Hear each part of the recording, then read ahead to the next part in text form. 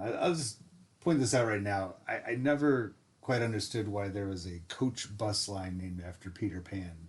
I mean, I get it because transportation, you're moving from one place to another, and he does that all the time. Apparently, he comes back from Neverland to London to hear stories and goes back and reports them. But you would think Peter Pan would be more for like a helicopter, not a giant bus with Yeah, it doesn't really work the the same way. bus doesn't fly. Right, it doesn't fly, and helicopters are a little bit more Peter Pan esque. Kind of nimble and moving around with ease, and buses kind of anyway.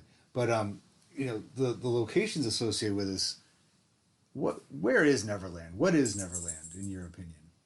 Well, I mean, if you want the directions, as Peter Pan says, it's second star to the right and straight on till morning. But I mean, the way that it's kind of described in the book, at least, is like kind of it's an island that every child has inside them, and so every child's Neverland is different.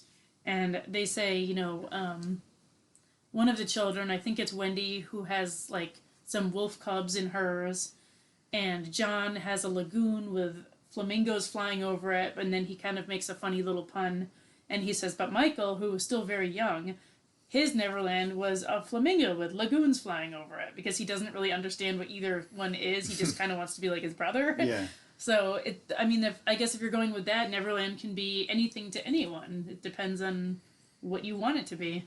I think whenever they present it in whether it's on the stage, in in movies, they broadcast it on television a couple years ago again in 2013. That they seem to have the old standbys. Of course, there's where the pirates live, where sometimes it's just one ship, The Jolly Jolly Roger. Roger. Other times, like in Hook, it's an entire village that they've created around it.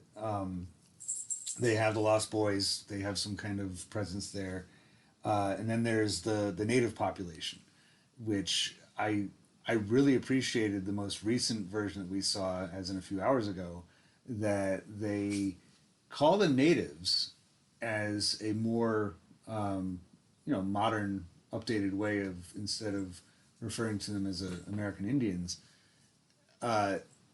But then they actually refer to them as Native Neverlandians, and I appreciate that because if you're going to call them natives, obviously somebody from North America would not be native to Neverland. That doesn't make sense. So I liked the way that they were presented as native Neverlandians. I think that was interesting and very telling of the sensitivities that people have in the modern era.